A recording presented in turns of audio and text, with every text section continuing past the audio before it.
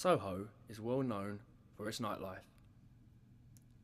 The two very different sides that affect Soho's image are the restaurants and the clubs. Restaurants are perceived to be part of the fine dining experience, which are then affected by the late night groups of drunken people as they leave the clubs.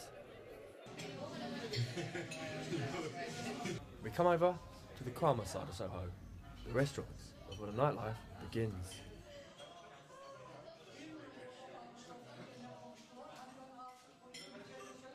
Now we talk to a local rep who knows a lot about Soho's nightlife. Well, I'm a club promoter, so I get to see a lot of it. It's pretty crazy. Every night of the week, Soho's always going on. You've got clubs, they're open till 3 o'clock, doing free entry. And there's a lot of happy hour drinks, so you've got a lot of people drinking a lot really cheaply, and they get really hammered.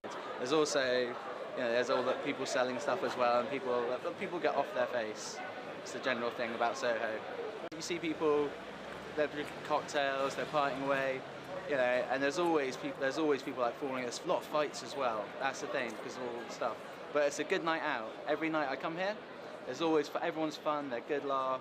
There's a lot of nice people around. I do cocktail bars and nightclubs. So, it's meeting customers, organising guest lists, and you take them to the bar, take them to the nightclub, whichever you're working at, and then sometimes you take them in, you have drinks for them, sort them out at a table. Other times you just drop them off the door or the guest list, and then just go and pick up some more people.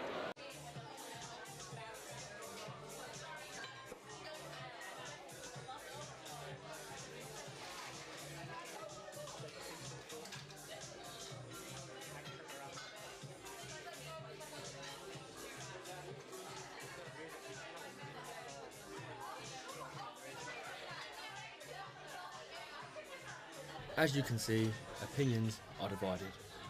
While some enjoy the industry, others want to move on. For example, Michael Williams, aka DJ Big Mike at Club 49, enjoys the work and the people who come out.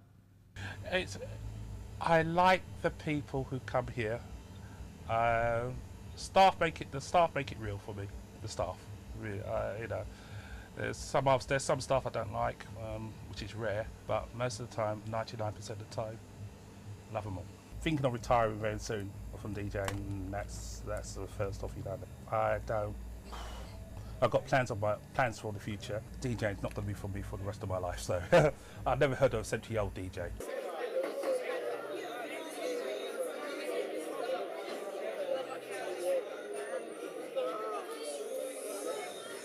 Now we catch up with a security guard from Club 49, and he provides an insight of the area of Soho and its nightlife, giving us an idea of what does happen and what could happen on a typical night out, and how this could be prevented. I've been working here for about 8 years since the club opened, but I've been doing security and close protection work, so I'm a close protection officer for about 30 years. How you deal with people is basically when you're vetting them, when they're coming into the premises, if they look underage, you check their IDs or anything, then you give them a search.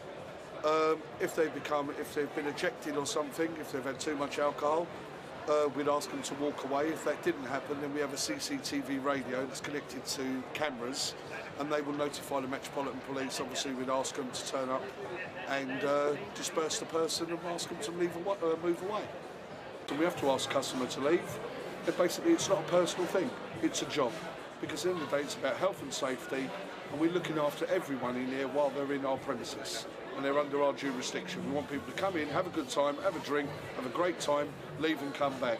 But if you've had too much to drink, it's time to go home and come back another day. Unfortunately for this young woman, she did not know her limits and has ended up in the back of an ambulance. This is exactly what security tried to prevent.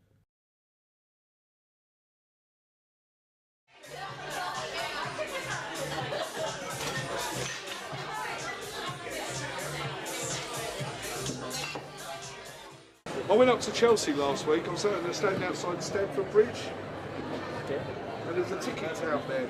And I turned around to him and I said, how much the ticket for the game, mate? And he said £100. I said, £100? I could buy a woman for that. He said, very true, but you don't get 45 minutes each round of band at half time, do you?